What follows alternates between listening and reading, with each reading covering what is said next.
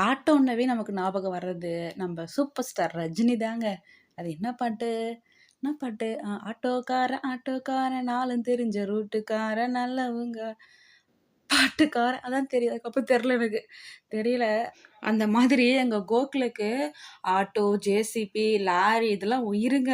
Auto வேணும், auto வேணும், auto வேணும்னு சொல்லிட்டு அவங்க சின்ன அண்ணாகிட்ட அடம் புடிச்சு 6 மாசமா கேட்டிருந்து அவரு வாங்கி தரேன்னு சொல்லிட்டு, இப்ப அவங்க அவ்வா ஊருக்கு போயிருந்தாங்க திருப்பூருக்கு. கண் ஆப்ரேஷன் பண்ணிட்டு போயிருந்தாங்க.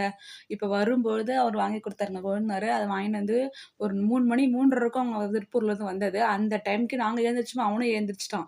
எந்திச்சு வந்து கீழ வந்து ஆட்டோ பார்த்தோனே அவ்ளோ குஷி ஆயிட்டான் கோகுலு.